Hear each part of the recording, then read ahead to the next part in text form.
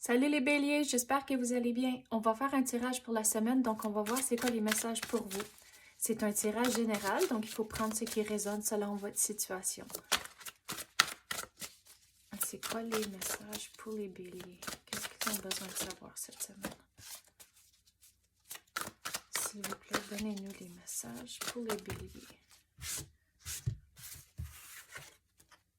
L'écoute, la préservation, le cœur et les schémas. OK. Donc, il y a quelque chose que vous allez entreprendre cette semaine. Puis, on dirait que c'est quelque chose de longue durée. Donc, c'est pour ça la préservation, c'est important. Puis, il faut écouter votre intuition, écouter les feelings que vous allez recevoir. Ça va vous mettre sur le bon pied pour commencer cette chose de longue durée-là. Mais c'est pour ça la préservation. Si vous écoutez votre intuition, puis on dirait aussi il faut écouter l'énergie de votre corps. Si vous êtes fatigué, prenez un repos. Puis c'est comme ça, vous allez avoir l'énergie pour continuer cette affaire ici à long terme. Mais avec le cœur, il faut faire les choses avec passion et pour les bonnes raisons. Fait qu'aussi, vous mettez pas votre cœur dans cette situation, ça va pas aller de la façon que vous avez prévu. Donc, il faut mettre le temps et l'énergie dans cette chose que vous allez entreprendre.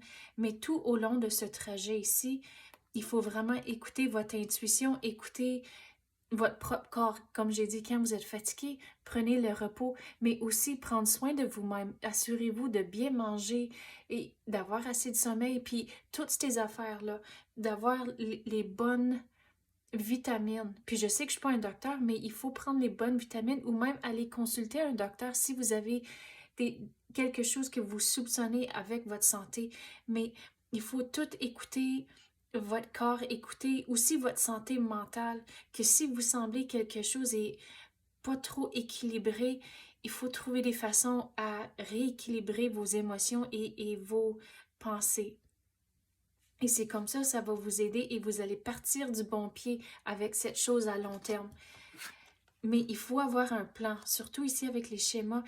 On dirait, votre plan, voyons, qu'est-ce que j'essaie de dire? Vous devez avoir un plan, mais aussi il faut réaliser que dans certaines situations, il va y avoir différentes opportunités, différentes options. Mais votre plan, il faut aussi établir, OK, mais c'est ça, ça l'arrive, mais voici mes options, puis essayer de figurer à l'avance c'est quelle option qui est la meilleure pour la situation et avoir toutes des... Et c'est comme, il faut le regarder comme un chemin. En tant que, OK, vous allez partir ici, puis là, votre destination est là. Oui, il y a plusieurs chemins que vous pouvez prendre pour arriver à votre destination, mais il faut figurer, c'est pas juste celle qui va vous arriver. Voyons, c'est pas celle qui va aller plus vite que c'est toujours la meilleure à cause qu'il y a peut-être différentes choses que vous allez voir durant le trajet qui va vous aider aussi. Ou peut-être si vous voulez prendre la route qui est la plus belle puis, et peut-être la plus longue, mais au moins vous prenez la scenic route, comme qu'on dirait en anglais, mais peut-être c'est plus joli, peut-être vous allez... c'est quoi le mot? Peut-être vous allez... voyons, je perds mes mots aujourd'hui. Peut-être vous allez avoir un petit peu plus de fun si vous prenez la route qui est la plus belle. Mais tout pour dire, le plan que vous allez établir, il faut figurer c'est quoi les options de route pour arriver à votre destination. On va passer à d'autres cartes maintenant.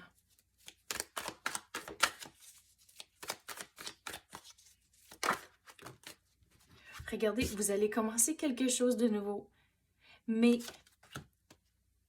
il y aura des moments peut-être difficiles, mais c'est pour ça que the strength, le courage, puis il y a quelque chose de gros qui arrive pour vous. On dirait c'est pour les semaines à venir. Votre devoir cette semaine, c'est écouter votre intuition, avoir un plan et aussi commencer cette chose spécifique, mais gardez en tête, c'est à long terme. Mais vous commencez quelque chose, mais avec le 8, pour moi, c'est un signe de gros changement. Donc, c'est pas cette semaine, les gros changements vont arriver, mais dans les semaines ou même dans les mois à venir, il y a quelque chose de gros qui arrive pour vous. On dirait... c'est quelque chose de gros, puis ça va enlever un petit peu de stress. Et on dirait aussi vous allez avoir un petit peu plus de liberté avec certaines choses aussi.